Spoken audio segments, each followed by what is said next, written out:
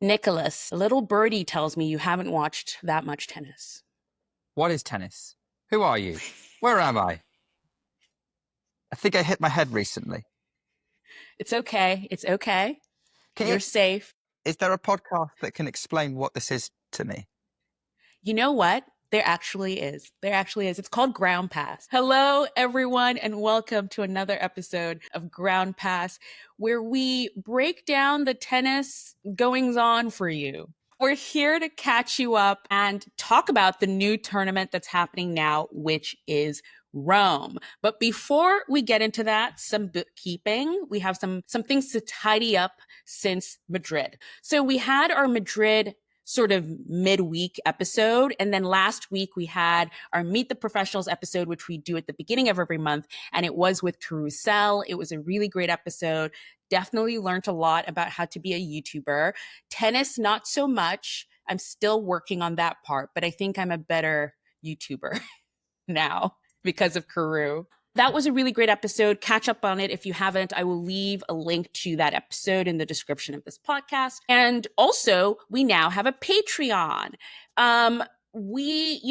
We don't have any sponsors for this podcast here. We just do it. But it does take a lot of time. It does take a lot of effort. And if you would like to support us in what we do, we have a Patreon now. You'll have to go to it to see what it's about because it'll just take too long to explain. So I'll leave a link for it. But let's just say it's a little bit more of the behind the scenes. If you like home improvement and listening to me, you'll like our Patreon. So I'll leave a link to that below. But if you can't contribute to our Patreon, that is totally fine. Leaving us a review, giving us a 5-star rating on the podcast listener of your choice, liking and subscribing on YouTube, all of that stuff really does help the podcast. So there are multiple ways in which you can help us here at Ground Pass.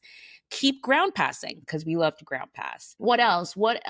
Madrid. So we obviously didn't have an episode talking about the winners. It was Casper Ruud and Aryna Sabalenka. If you follow us on social media, we talked about it on there ad nauseum, so we won't right now.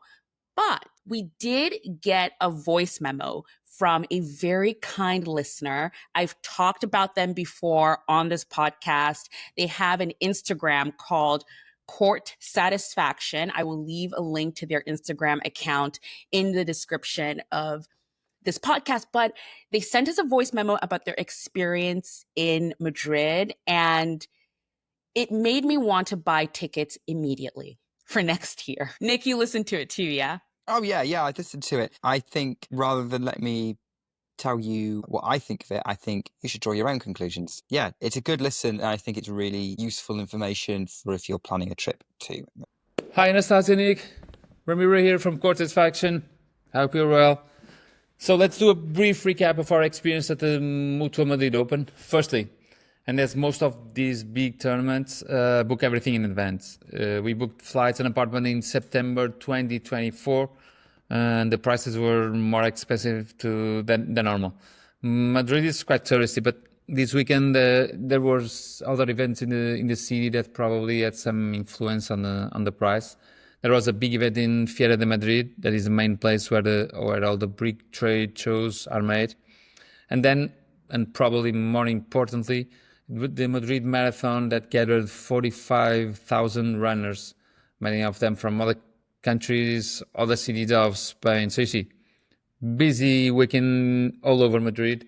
And in the end, well, it's normal that the prices went up. Regarding tickets, we also booked at the same time for the first Saturday day session. We booked for the South Stand, the upper tier, and the price was 59 euros, around $67, 50 pounds, which I think is quite reasonable for a Masters 1000. Even if you were on the upper tier of the Manolo Santana Stadium, the view is really good. Not too far away. To be honest, I wouldn't mind to repeat the same seats. Still on the main stadium, and regarding sun, which is something we all find important to mention. If the weather is good and the roofs are open, on the side stands you will have a lot of sun because they are not covered. So I fully advise to be prepared for it. If you're on the other end, if you are in the upper tier, north or south stand behind the baselines, they are covered, so you won't have any sun at all. Speaking about stadiums, the Mutua Madrid has a total of 3 stadiums and 11 courts. When you enter the premises, you will find on that floor the main stadium, the Manolo Santana, with capacity for 12,500 spectators. The second stadium, that is the Arancha Sanchez Vicario, with capacity for 3,000 spectators. And then Stadium 3, with capacity for 2,000 spectators. Going down one floor, you will find access to all the other courts where you can see a lot of matches and practice sessions. The ticket system works in this way. If you buy a ticket for the main stadium, you have access to that stadium, Stadium 3, and Tennis Garden. If you buy a ticket for the Stadium 2, you get access to that stadium and Tennis Garden. If you buy a ground pass, you get access to Stadium 3 and Tennis Garden. The prices of the ground passes, well, they rise according to the development of the tournament. They start at €5 on the qualies, €11 first round, €21 second round, until a maximum, I think, €38 in the third round, when you can also see the WTA round of 16. Before talking a bit more about the tournament itself, let me just add a side note regarding the location. The tournament it's played at Caja Mágica. That is a sort of multi-purpose stadium located on the south of Madrid, near the Manzanares River. It's really well located. If you're based in Madrid city center, it will be like a 20-minute ride by taxi or Uber, or you can also travel by metro. From the city center, it's around 25 minutes by metro, and then you have a 10-minute walk from the nearest station, that is the San Fermín or Casur. So it's pretty easy and suitable. You can get the most of the vibrant city that Madrid is, and then quickly get to tennis. Regarding to the tournament itself, the infrastructures are quite good. It was crowded, but not too much. The entrance of the event was done properly. Food corners are varied. It doesn't take you too much time. Well, at least on the day we were there. We were there on that Saturday. That usually is a big day for the tournament, so it should be pretty good. All the major tennis brands were there with their official stands, but there was one that was more preeminent and standing out from all the other ones. That was Lacoste. They had 2 stands on both floors and were far bigger than all the other ones. Even in Madrid city center, their official stores were tennis dedicated. So you see, quite committed with the tournament. In our view, there's the Masters Mill, the Masters 1000 Madrid have one huge problem. That is the Stadium 3. That is quite small and is always packed. To give you an example, on the day we were there, Tsitsipas and Dimitrov were the second and third match of the day. So to get to see them, you'd have to be there for the first match and basically never leave. If you leave, you lose your seat and will never get access to that because the queue was immense. We never managed to enter the Stadium 3, so you see how it is. Well, but at least there was some good news announced. They are going to build a new stadium in 2026 with capacity for 8,600 spectators, which, if I remember correctly, so it will be the second largest stadium of the event. It should be ready for 2028. Fingers crossed for that. Last note, there was one side event taking place during the tournament, that is the Mini Shop Open. I don't know if you heard about it. Mini Shop is one of the best in streetwear, menswear stores in Madrid. They stock really good brands like APC, Braindead, Comme des Garçons, YMC, etc. And it's the second edition of that Open, where they get together with their friends and family, let's say, cool people from fashion, arts, music, design, etc. Day with a lot of tennis, drinks, food, DJ sets.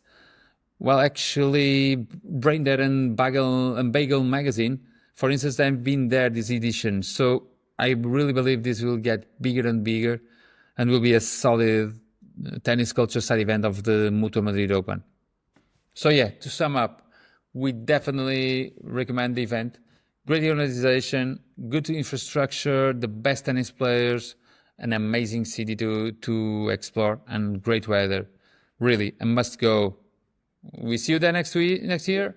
Please wait whilst I subscribe to Court Satisfaction on Instagram. Done and done. I love it. So Nick subscribed to Court Satisfaction, and that voice memo was fantastic. I mean, it was one of the most detailed ones we've gotten. I loved how he described, not only their process of getting tickets, but also what it was like in the city of Madrid. Apparently, there were all these other events going on that also affected the tennis and getting to the grounds and sort of the prices of tickets and the prices of just things around. I really liked that. And then also talking about some other activities around the tennis that's happening in the city. That happens a lot of times with tournaments where, a 1,000 level event tournament comes to a city and it kind of takes over the outsides of the tournament ground. That happens a lot during the US Open. Like New York just becomes so tennis focused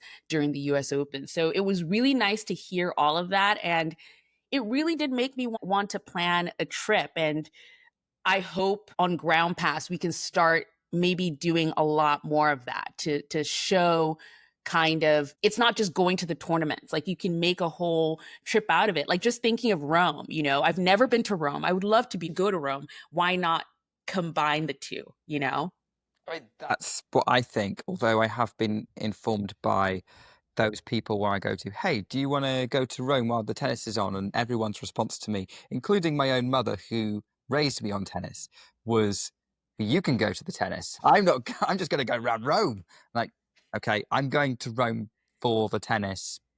You do you, I guess. This is why we're not a purely travel podcast.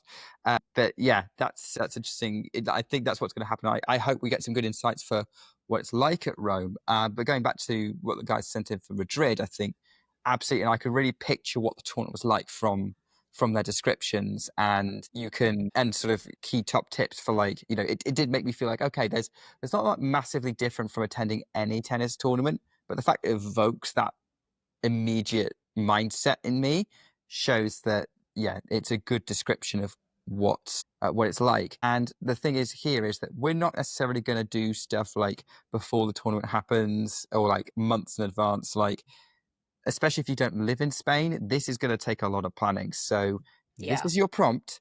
If you want to go to Madrid, start planning now. Plan a year in advance. Learn to plan in advance. Do not, if you can do a spur of the moment thing, great, but good luck, and I don't know how you do it.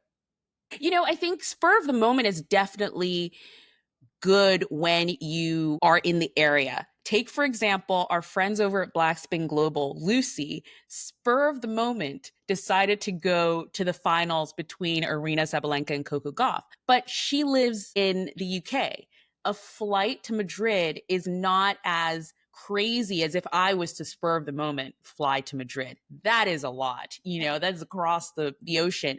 She could probably just pop in on an easy jet and it would be easy. So I would say definitely if you are in the area of a tournament is easy, but even listening to this, it just shows how for a big trip like this, especially when you want to incorporate it into just a trip to a city, you have to plan ahead, especially because you also don't know what might be happening around the tournament. Like I had no idea there was a marathon going on in Madrid at the same time, and there were all these other sporting events as well. It just wasn't on the tennis, so that was really great. And by the way, like if anything, you can tell that like sometimes the world is bigger than tennis just by this week when on Monday the entirety of Spain went down, like lost power.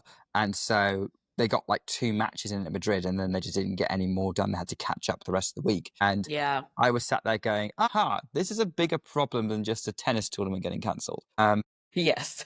Other unexpected stuff happening, like if you were planning a visit to Rome this tournament, you were probably wondering what's going to happen with the papal conclave, and I'm going to have to fight through hundreds of thousands of people just to get to the tennis that have nothing to do with the tennis because it's a bigger world event.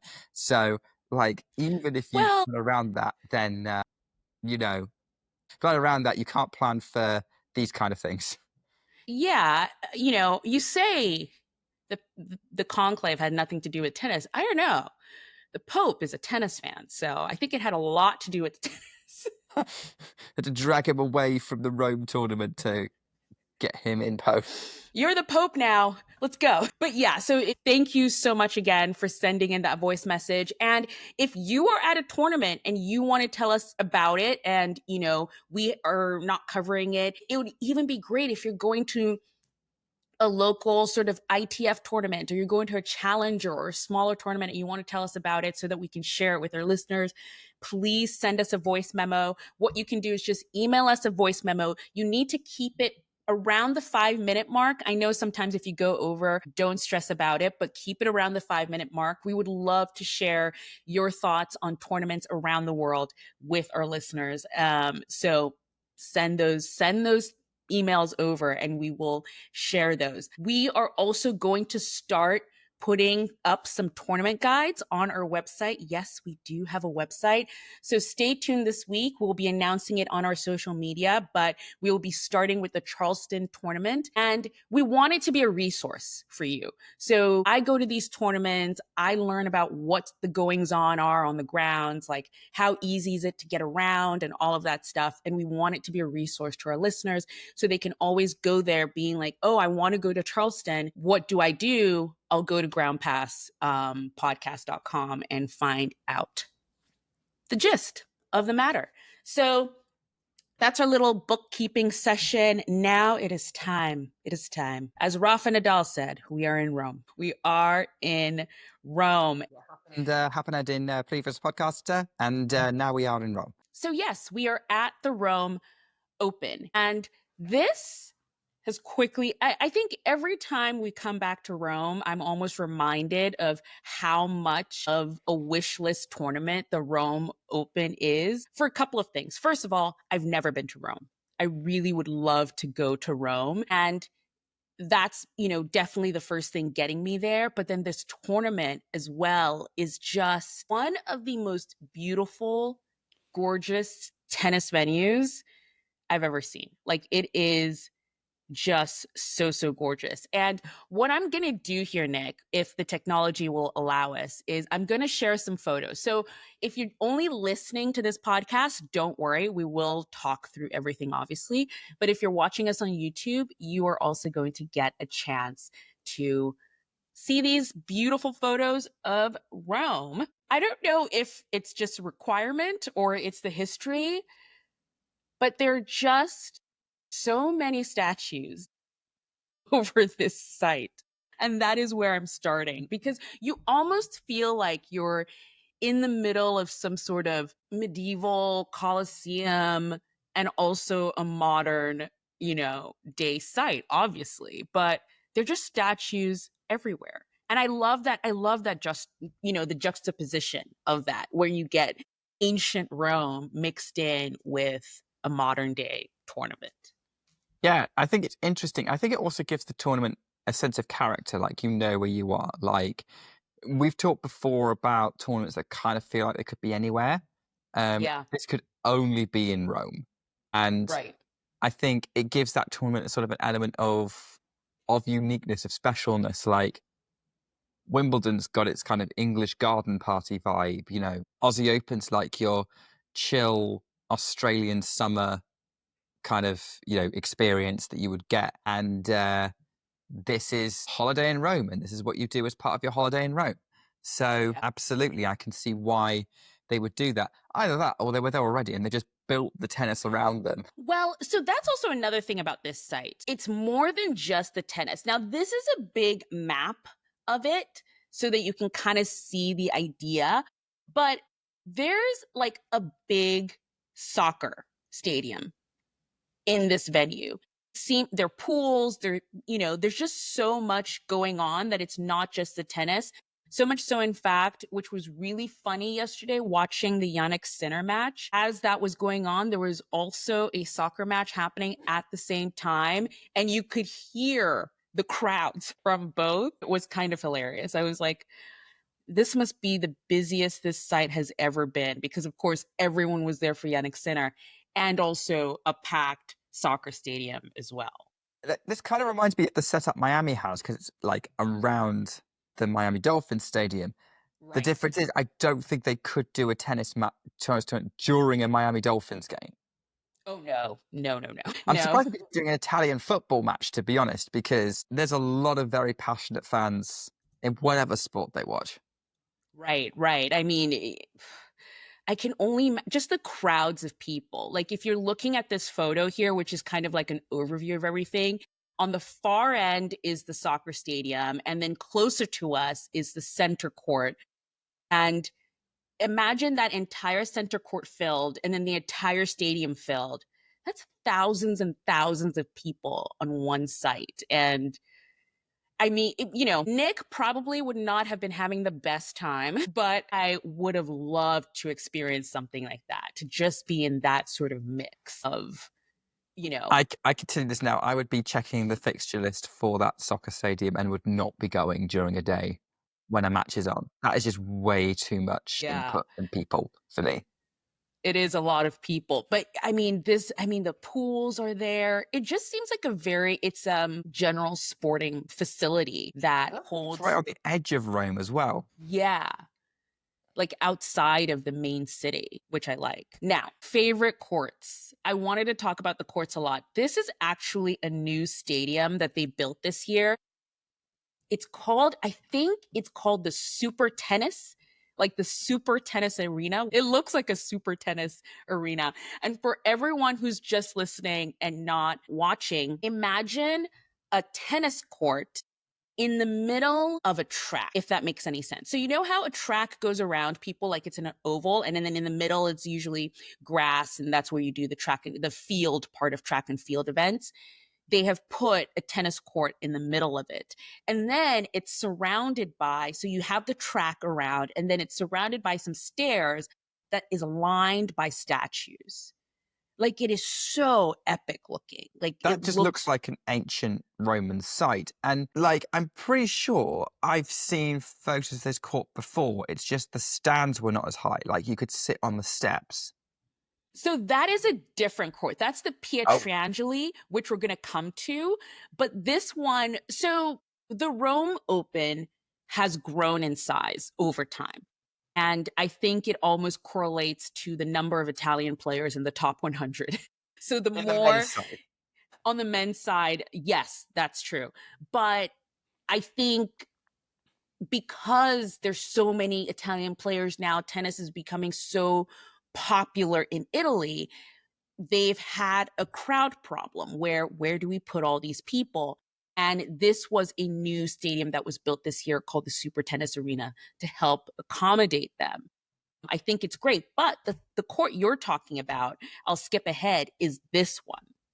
This is Pietrangeli, which is almost a sunken court. And you'll see like these white stands that they've put on the top level. Those are the additional stands that have been added to fit more people on the courts. And, I've never been to Rome, so I don't know the difference of what it was like before as to now. I'm not mad at it. Like, a lot of people online have been like, how could they have done this to the most beautiful court in the world? And I'm more of the opinion of, I've seen this court now as it is, all full and all those seats above taken up by people. And I just thought, so all of those people would have been standing before and not actually had a good view of the tennis. So I'm all for adding the stands if it makes the tennis, if you can add more people to the court and then they can get a better view of the tennis. And this is also another court that's surrounded by statues as well. Yeah, I can see why people are complaining about it, but I'm also looking at that and going, I agree with you. More people will be able to watch it, especially since it's one of the big, more major show courts at the Rome Open. Yeah. But also, I'm looking at the stands and appreciate like it's quite a squished photo. The stands don't look out of place. Like they actually blend in quite well with it. Yeah. Like, Yeah. yeah, you can tell the difference between stone steps and temporary white stands, but like on the surface, I don't hate it. I think it doesn't look ugly by any means. Just No, because yeah. I guess the only reason people complain is you've got something that looks a lot more modern on there. I guess so. You know, I think a lot of people too were like, "Oh, you could see all the statues all around and these white newsstands kind of block the statues on the side." But I'm just like, people have to sit somewhere. I love beautiful things, you know. Believe me, I love beautiful things, but I also think they need to be functional. And as a tennis site, it's nice that there are additional stands for people to sit at and be able to view the tennis versus just imagine if that was just a crowd of people on the sides, you know, trying to peer over, but they're all the same height, so they can't see over the tall people in front. And this kind of stadium seating gives them an elevated view and they can still watch the tennis and take a rest and sit down, you know?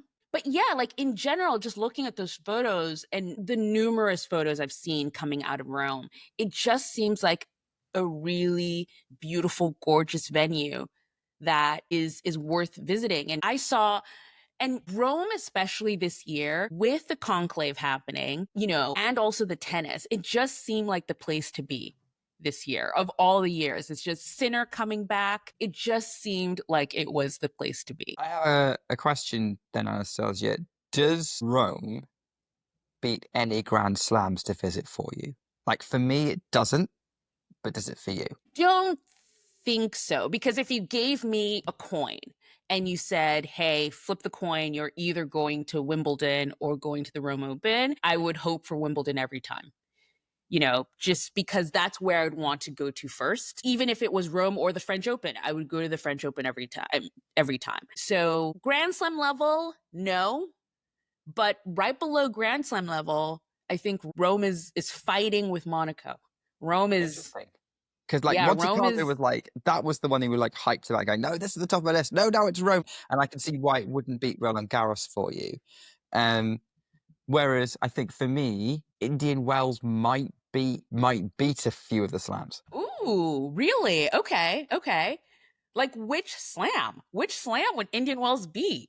I think if it take because obviously like I'm not a big travel person. I'm a homebody, really. I stay in and read all the books behind me. So that I think it would probably be all of them. Okay, All of them. go Because Indian Wells. Roland Garros, I've heard mixed reviews of. US Open is the same country, but I think Indian Wells has more the vibe I'm going for. Mm-hmm. Australian Open as an event, I think I would like the sound of the most as an alternative, like the Slam, but that is a trip. So Yeah. I'm factoring that into this as well. If I was going just by venue, I'd probably go with Australia over it. Okay. Okay. That is the venue of Rome. And now it's time to talk about the tennis in Rome because the tennis has been tennising. And you just touched on one point, which is something you've been so excited about. Jannik Sinner's back, Yes. Yes. or Darth Sinner, as you've been calling him. Okay. I think this was 2023. I can't remember what year it was where he played, but like only played like 2 matches and got kicked out. I think it was 2023. And he also wore an all black kit. And I just love an all black kit. If anyone remembers Roger Federer at the US Open wearing the all black kit, you know what I'm talking about. It just is such a good vibe. And a lot of people, not a lot of people, I saw some comments online about why he would pick a black kit, that it maybe gives supervillain a little bit. And I was like, yes, it does give supervillain. And I'm happy he went with that look instead of, you know, a bright, happy color or something like that. No, Darth Sinner is back and he's here to win all the matches. So I hope you're all ready. I mean, there's probably quite a few people who think that Sinner should always wear carrot orange. You know, I'm thinking now, he's just never worn any orangey type color. I think it would clash too much with his hair. I'm sure he has. I thought he was wearing one at the French last year. Is he wearing? No, French last year was yellow and black, which Adidas took this year. But no, French Open for him, yes, he likes black a lot. Like he wears, I think it's just, he's also super pale, so it just works on him. But no, Darth Sinner is back, and Rome, I don't know if you've seen any of the videos of him walking onto court in the warm-up. My goodness. Just Tennis TV has some really great ones. I'll link some below so you guys can just go straight to it. They were chanting Sinner Ole Ole in a way that I was like, wow, he is a superstar in Italy. Like, he's not just a tennis star, you know? He's just a star in general.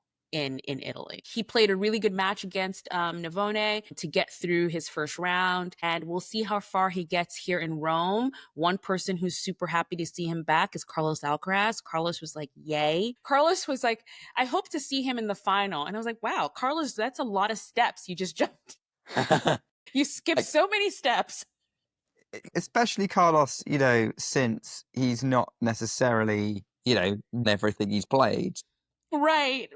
But it was actually very sweet. He was just sort of like, I want him here because he makes me play better. And then I hope to see him in the finals. I don't know how Carlos is going to cope. If he plays Sinner, he plays, because Carlos loves the crowd. Oh, yeah. What's Carlos going to be like when everyone hates him? But that's the thing. And I've noticed that actually, especially when they play. Granted, they've never played in Italy, so who knows how that's going to go. But I've seen them play together at Indian Wells, for example, and in Miami specifically. And the crowd almost don't know what to do. You know, it's like whoever wins the point is who they're cheering for. So if Sinner wins the point, they're like, yay, Sinner. If Carlos wins the point, it's like, yay, Carlos. So in that respect, I think they get very even, no matter who you're really for. They kind of get even, you know, cheering when they play. But again, they haven't played together in Italy. That would be an interesting dynamic.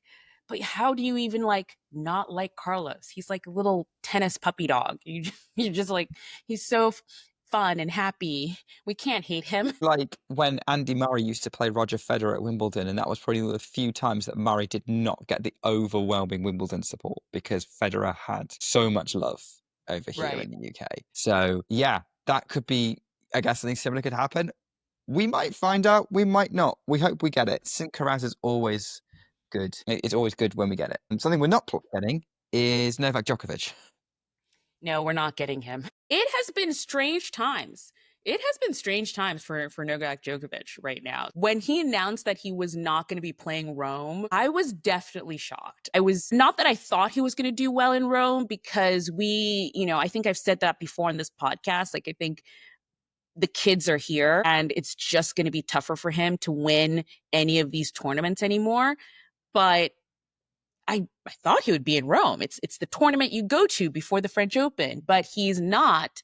And then we just heard recently that he got a wild card into Geneva, which he did play last year when he exited early in Rome. So I don't know. What do you think about the Novak-ness of it all? Is this just sort of like a winding down? I think, look, Novak Djokovic is 38 now. Yeah.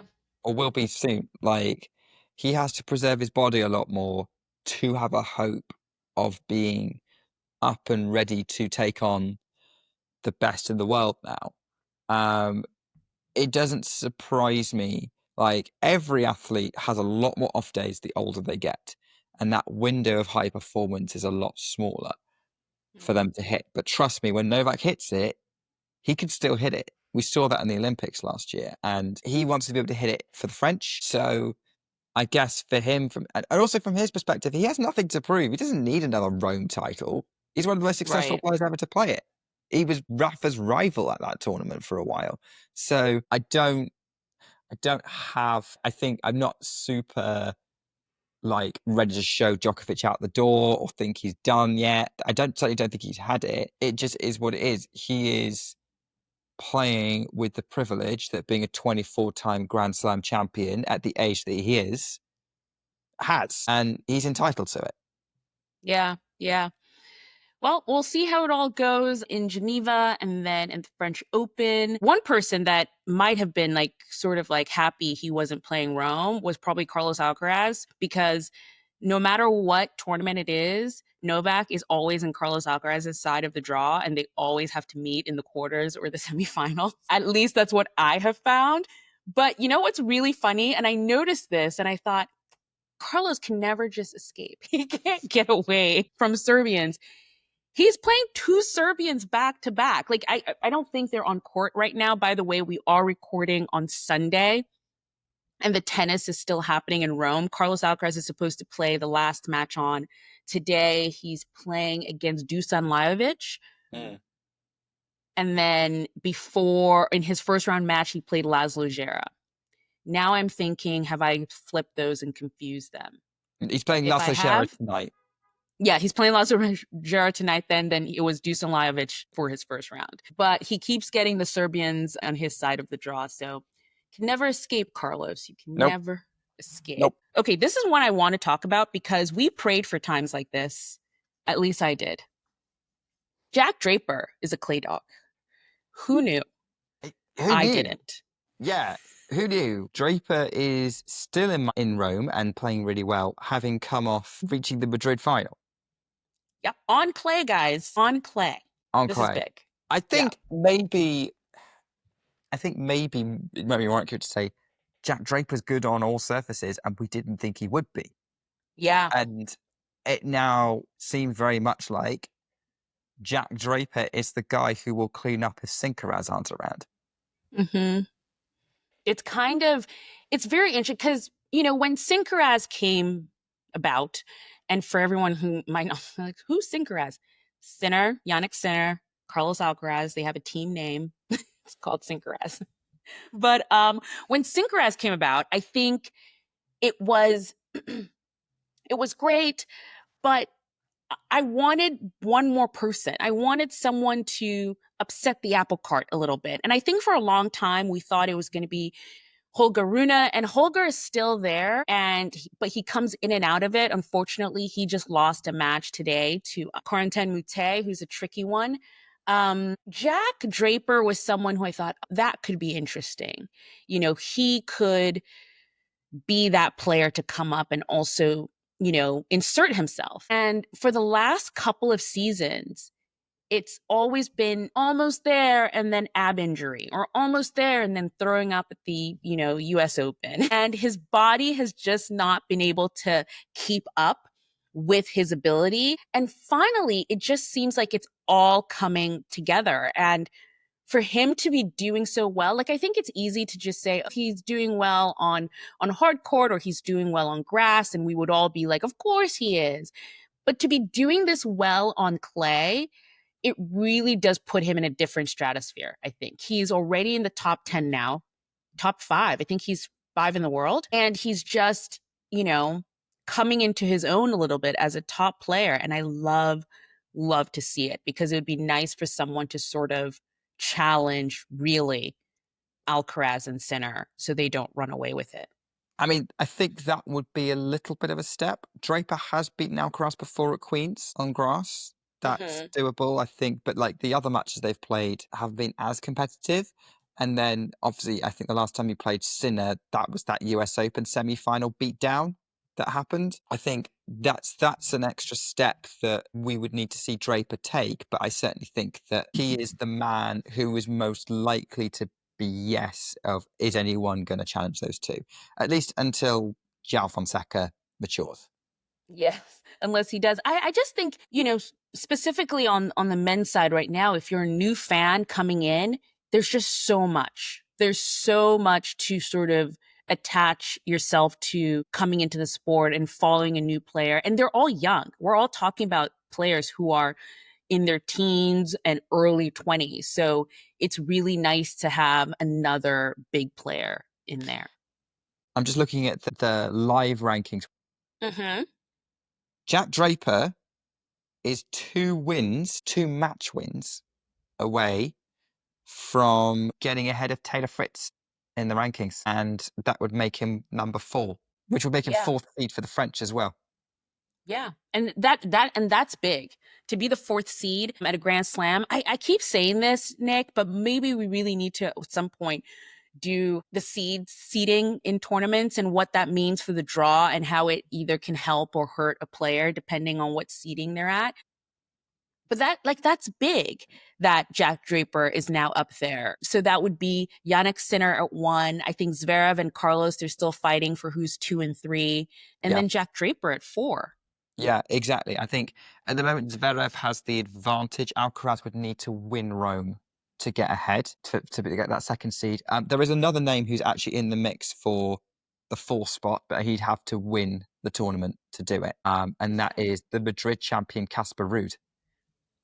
Casper Ruud, another player. I mean, again, we didn't talk about the winners a lot, but Casper is someone who his win in Madrid was so sweet and inspiring. He's such a nice guy and always want to, you always want the nice guys to win a little bit. And he's been having a bad time of it on court. And he talked a lot about that and how he's sort of gotten help with a therapist and like working on some stuff. He drops out of the top 10 just before Madrid and then wins the tournament and he's right back in there, So it's really nice to see him back playing well, back enjoying it. I think that has been a theme recently, and maybe that will take us a little bit into the women's section where I actually want to, it's not on our notes here, but I kind of want to start with Emma Raducanu because just before we started recording, I saw this quick video. She won her match against Veronika Kudermetova,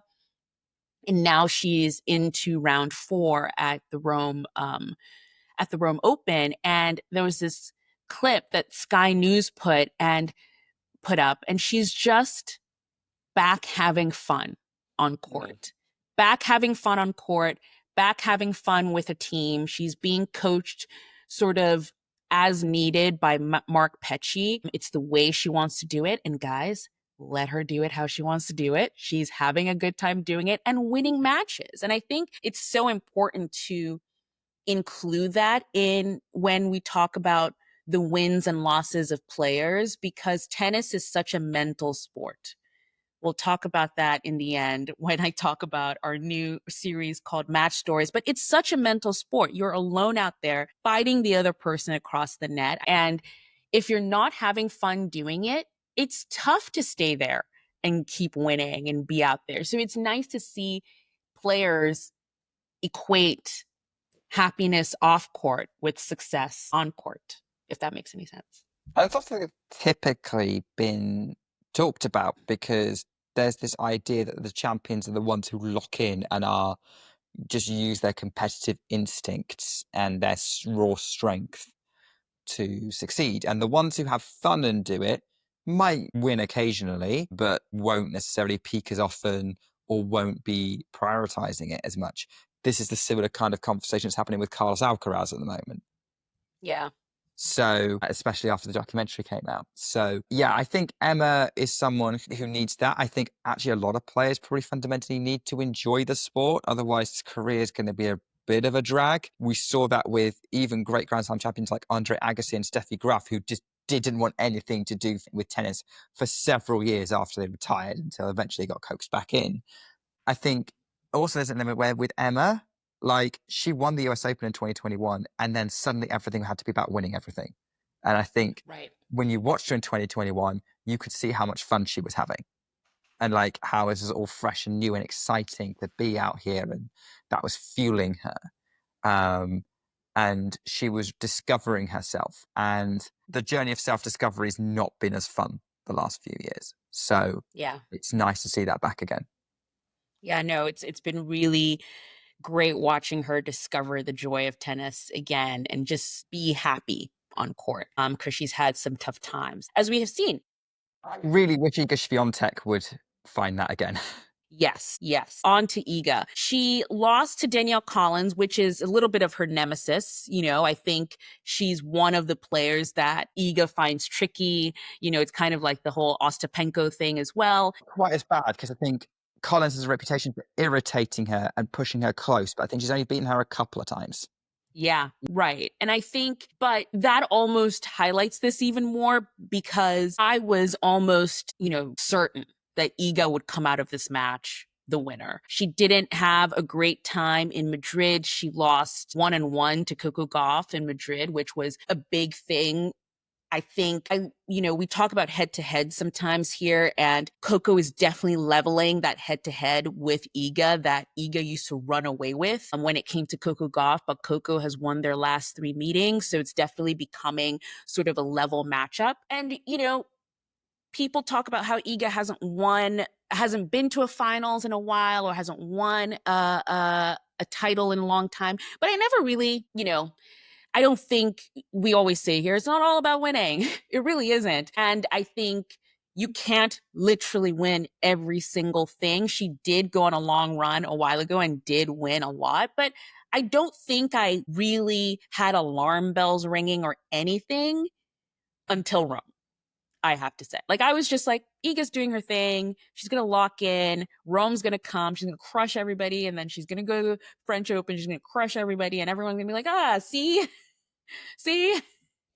Why were we all worrying? But no, she loses early here to Danielle Collins. She won the tournament last year. And I think definitely the questions have started to come up. And she even said it in her press conference at the end. She was sort of like, something is definitely not working. But I don't know about you. This is actually when I get excited about a player, when it's time for them to figure it out. Like, if you're just winning, it kind of gets boring for me sometimes. I'm just like, okay, great, they're gonna win. What's new? But her in this state now, I'm almost super locked in to how does she figure it out? What does she need to fix? What does she need to do to turn this back around? I don't know. What do you think? I'd like her to win a lot more, but that's because I'm an Iga fan. I agree with you. I'd like your perspective on it was like the same as like I was assuming Iga was going to win this tournament, especially after she crushed Elisabetta Cocciaretto and looked like there was Yeah. absolutely nothing wrong at all. Like she wasn't letting up on an opponent that even if she let up on, she'd only like lose a handful of games, and like she lost one. Mm-hmm. It was like, oh, okay, she's back, and then yeah, this is questioned it. I think it's interesting. I listened to the interview that she gave with Caroline Garcia on the Tennis Insider Club podcast because I thought that was a really good thing to listen to before this. I was listening to it on a long car journey, and she said that like she can get very tempted by looking at all the stats and the achievements and everything else like that, but actually she's much happier when she's just focusing on playing and just playing the sport. Yeah, maybe something isn't working. Something is distracting her from that potentially, and I don't think there's a good chance that we'll never know until after she retires what is bothering her at the moment, why it's not quite clicking, because it's clear it's not. Like nobody can say, oh well, everyone else has caught up. Like Iga is playing in a way that is unlike, it isn't that close to we know what she can do, especially on a place that she likes playing in, like Rome, where she hasn't lost a match since 2020, and I'm not counting when she retired in 2023. So yeah, I'm excited to see what she can do. And like, the whole thing of like alarm bells and questions, like what are the alarm bells for? Like, why are we asking questions? And the answer is because we are looking at the legacy and not the player. Like the legacy is what everyone gets excited about before they've even stopped. That's why Yeah. we got bogged down with the big three. That's what happened when we were watching Serena Williams trying to chase 24. And by the way, I'm talking like old tennis fan here, like comparatively. If you're new to this, you have no idea what I'm talking about. That is absolutely fine. But this is not new, is what I'm saying. Like we're waiting to see what legacy a player builds. And suddenly we're questioning of like, maybe it's not going to be so great. Hello? This woman is a multiple Grand Slam champion. When she locks back in, she's going to win at least one, like multiple Roland Garroses from here. Can we just get some perspective on how good she actually is? And, she's having a dip. Big whoop. Like, she's still going to be top. She's going to be top 10. She's likely going to be top 4 at the end of the year. She'll win a trophy again. unless something goes horribly wrong. And if she doesn't, like, I'll use another example from tennis history. Martina Hingis famously won 3 Grand Slams when she was 16 years old. She then retired like 5 years later, 6 years later, in her early 20s. Did a brief comeback in singles, was okay. Did another comeback in doubles in her 30s, was very successful. Nobody is arguing about remembering Martina Hingis as being a wow player back in the late 90s, even though most of her success happened at the very, very beginning of her career. So the only alarm bells is this story is not going how I thought it was. Mm-hmm. So can we just not worry about what we want the story to be and worry about what the story is and enjoy the high points that are going to come back? Because Iga's going to have more high points, whatever they look like. Yeah. Yeah. No, I love I love what you said there about worrying about the legacy before it's even happened. Because you're right. When you see all the sort of like angst online and stuff, it's not because they're actually worried about the player, I don't think. You're right. It's because they're worried about like, but I thought they were going to win like 20 Grand Slams already and they haven't. And you're sort of like, but you can't. That's not what you should be looking at in sports, especially. It's a journey. It's not just all about one season. It's an entire journey. And yes, we won last year, didn't win this year. We'll work on it. We'll build on it. It's not a finite, this is it. And I love that. Like it's not all about the, oh no, it's over. It's all a part of a journey. Anywho, Arena Sabalenka. oh, that's what, because she is the number one. She is and I don't think I had realized how much she had separated herself from the field. Because remember, it was only a couple of years ago we were doing the whole like Iga Arena, like who's going to be number one. And then all of a sudden I was looking at the rankings. She's like 4,000 points clear of the next person. And just if you don't understand what that means, guys, like to win a Grand Slam, you win 2,000 points. So in order to beat Arena and become the next number one, first of all, you need to hope that she just does nothing from now on, like now until whenever. And then you win 2 Grand Slams to even try and get close to her. Like that is a big, big difference. It's huge. I'm surprised I saw it trending in this direction probably after Miami. Like, because that's when I saw the gap first starting to open up. And the thing about Arena Sabalenka is she has evolved so much as a player. Like, she's gone and got better at everything until she's got to the point where she does everything at a base level so well and has the ability to play tennis in a way that doesn't rely just on her attacking skills, because she has them and that's what she's been relying on from early on in her career. But now she can do pretty much anything, and that's why she's good on any surface, pretty much any surface. She's a contender there. It's what makes her so great at Madrid, where that just comes out, where you need a bit of everything to win that title, because it's clay, but it's altitude, so the ball moves a bit faster. Yeah, for me, Sabalenka's kind of set herself, at least for now, apart from the field, because she's just that hard to beat. She's just that far ahead in the ranking. And she's reached the final of all but 2 tournaments she's played in 2025.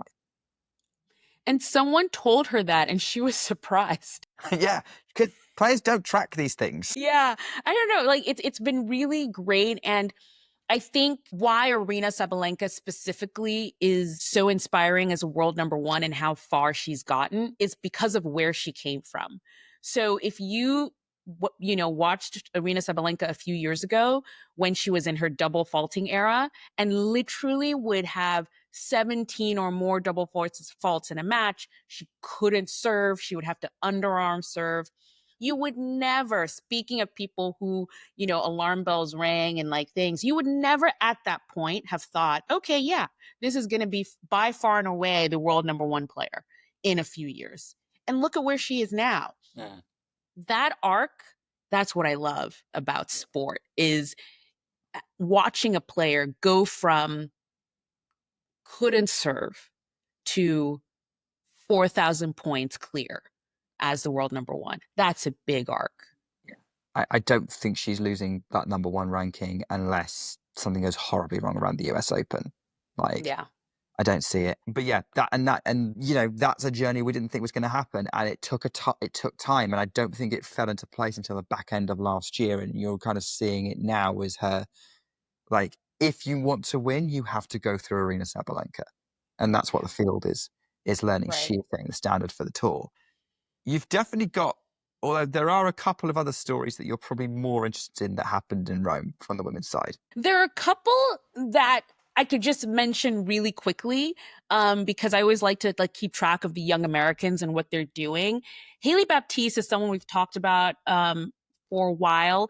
She's playing really well. She lost her second round match to Elena Svitolina, but it was another 3-set battle. She's been having these 3-set battles with really good players. If anyone remembers the one in Miami against Naomi Osaka, that was a really great one. And she just feels like she's someone on the cusp, like she's almost there. And something's going to happen that will just catapult her and she'll have that run. But she's definitely one to watch. And I think in one of the upsets, I think everyone was talking about Iga losing to Danielle Collins, that somehow it wasn't missed, but it definitely didn't get as much of the news. But Peyton Stearns defeated, Madison Keys in a really just, Peyton Stearns plays so well.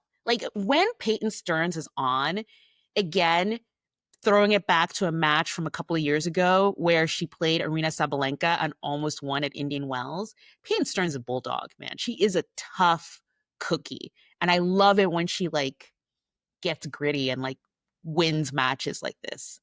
Peyton Stearns is always a candidate for player of the fortnight from my perspective, because if you're on a ground pass, and it's highly likely even if at the US Open she'd be on a ground pass, you have to go watch it because it's highly likely that match is going 3 sets and she's going to make it a fight. And she's now winning these fights, which early in the year or back end of last year, she was struggling to a little bit. So she's definitely made a step in the right direction.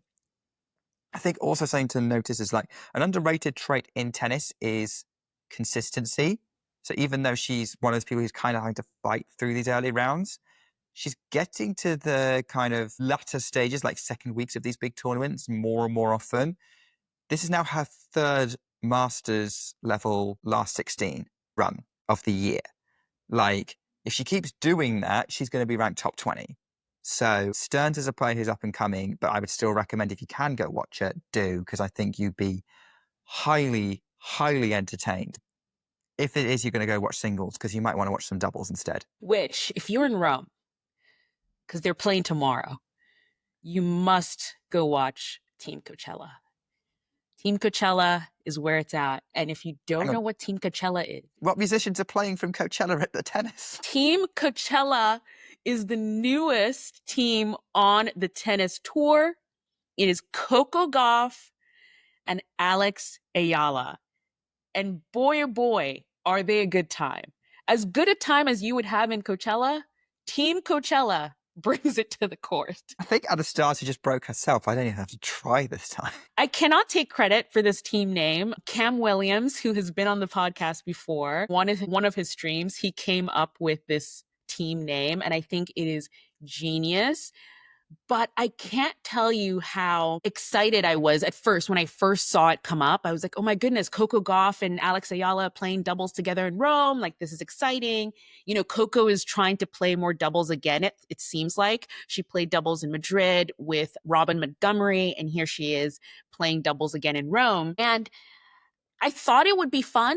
2 young players, really popular. I thought it would be fun. It was much more than that. It was just so good. They were having a good time. They were enjoying each other, enjoying playing tennis. And it was just on a day. So their first match was the same day where Peyton Stearns defeated Madison Keys and Iga Swiatek was defeated by Danielle. A lot was going on. And I just didn't, there was just so much tennis going on, a lot of stuff happening. And I remember just putting on their match and just relaxing. It was just fun to watch, and tennis sometimes just needs to be fun and exciting. So that's what Team Coachella brings, and I'm really excited that they're teamed up for Rome. Yeah. That's like they're just generating headlines in a way that doubles doesn't usually, and that's a good thing because I think doubles is highly entertaining and should be watched. And I'm excited to see how far these two can go. I think Gauff on clay is great on singles or doubles. But yeah, no one talks much about doubles, do they, Anastasia? They don't. And there's a story. Okay. So there's a story I think that's just not being told right now, and it involves doubles players. And I think part of it not being told is because it's doubles players and they're not as popular. But all I keep thinking about is that if this was a singles player and this happened to singles players, it would be shouted from the rooftops of Tennis Channel. Like everyone would be talking about it. And they are former players of the Fortnight, but I'm talking about Evan King and Chris Harrison. I've talked about them a lot on this podcast, but their story is just so incredible. This past week, Evan King became the highest ranked American doubles player. Wow. He's the number one American doubles player right now. At the beginning Overall? of overall, No, like in the route. Like, where is he in the world? in the world, he is 19 or 18. I can't remember right now. Which is probably a shock to anyone who's might be listening who's like a long time fan, because back in the day, the Americans dominated doubles. Yes, they did. Remember the Bryan brothers? Let's get back there. Either way, Evan King started this year in the 70s. Like he was like closer to 80 in the world and was trying to pair up with higher ranked singles players so he could play Grand Slams. Even when I met him last year at the Champagne Challenger, he was lower ranked and just grinding through trying to make it. He was able to get a wild card to qualifying with his current partner, who's been his partner for a while, Chris Harrison, and they have just dominated. They went from wild card in qualifying in Dallas to winning the title. Then they get to the finals of Del Rey. Then they won Acapulco, I think, yes, in Mexico. Then they get to the quarters, or was it semis now, actually, I think, got to the semis of Indian Wells, the quarters of Miami. If there was a singles player doing that, it would be headline news. And it's a story that's not being told, which is a disservice, I think, to the doubles specialty. And it's definitely a story I'm going to tell. So stay tuned for our YouTube. Nick happened to mention we weren't doing any sort of like YouTube only videos recently, but I think we're going to start doing those. And I did one this past week, which was basically an extension of some reels that we usually do on our Instagram called Match Stories. So I did one on the Naomi Osaka match against Victoria Golubic because I actually watched that match twice. I watched it and then I watched the replay. And it was just a very fascinating match and told such a good story that even if I posted it on social media, I was like, this is not enough. I need to talk about it. So I did, and it's on our YouTube. I'll put a link to that below. But I think I'm also going to do one on Evan King and Chris Harrison because I said in the video that I posted, it's like, I'm not an analyst. So do not come to these videos looking for serve speeds or, double fault counts. No. You don't even I'm know a what unforced error is. Yeah, I have no clue. I'm going to, not that I don't have a clue, but it's just not what interests me to talk about. I want to tell the stories, and the Naomi Osaka match had a great story. And I think Evan King and Chris Harrison are a great story. So we will tell that. We will tell that story. It is time to wrap it up. What is coming up this week? We're in Rome. We're still in Rome, and we're just going to be in Rome next week. That's what we're going to do. Player of the Fortnight. Nick, how about you start? All right. I had to check with Anastasia that this wasn't cheating, this pick, because this person's won a Grand Slam. You might already know who this person is. But she won a Grand Slam coming up for 6 years ago now, and is currently ranked outside the top 100 in the world. That's Bianca Andreescu, who is a Canadian player. She is going up for that 25 now, so should be in the prime of her career. And you're thinking, she's a Grand Slam champion. Like, she won the US Open in 2019 as a 19-year-old. She beat Serena Williams in that final, by the way. And then didn't play in 2020 because she was injured. Played some of 2021, got injured. 2022 was in and out due to physical and mental issues. 2023 and 2024 and the beginning of 2025, she has been injured. And she just keeps dropping down, Yeah. having to scrap her way as high as she can, then gets injured again. And Bianca Andreescu is a scrappy player who, again, a bit like Peyton Stearns, if you go watch her, you're pretty much guaranteed a 3-set match because she won't go down without a fight. She doesn't win easily either. You're always going to be entertained by Bianca Andreescu, especially given how unfiltered she can be sometimes. One of her iconic moments to me is like walking out on court for a warm-up, then going up to the umpire and saying, sorry, I'm going to need to change my outfit because this just isn't working. And coming back out with a completely different outfit. And yeah, like that's kind of the vibe we're going to get from Andreescu. She's very blunt. You get what you get from her. And why am I talking about her? Because she's just made the last 16 of Rome. She's made the last 16 of Rome. That's a big deal because Rome's a big tournament. And not only did she do that, she beat Donna Vekic, who is good on clay and reached the Wimbledon finals last year. And then she just took out the former Wimbledon champion, Elena Rybakina, who has also won Rome before. She won it in 2023. Seasoned people who goes, oh, well, they're not their best. Neither is Bianca Andreescu right now. So Andreescu is still capable of competing with people who are in the top 50, 20, dare I say top 10, and making it a match and making it competitive. And it's great to see the fact that despite hitting that physical wall so many times, she's still trying, she's still competing, she still wants to play tennis, and she's still chasing a hoped for second Grand Slam. So I'm going to say Bianca Andreescu.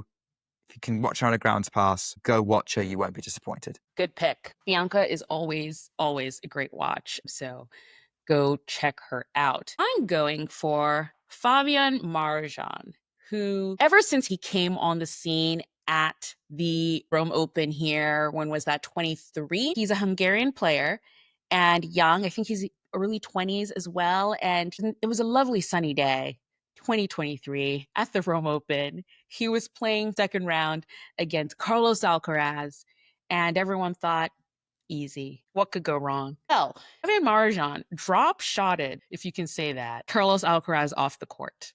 It was one of, I think it was one of those matches where you just sit in front of the TV with your jaw open and it doesn't close till the end of the match. And he's just been hanging around ever since. You know, he's a player kind of like in the top 40, 30, 50 of the world, plays very, very well, but just comes alive in Rome. And he has done it again, where, you know, here he is just minding his own business, and his first round match is against Joao Fonseca. And everyone's like, Joao's got this. He's gonna win.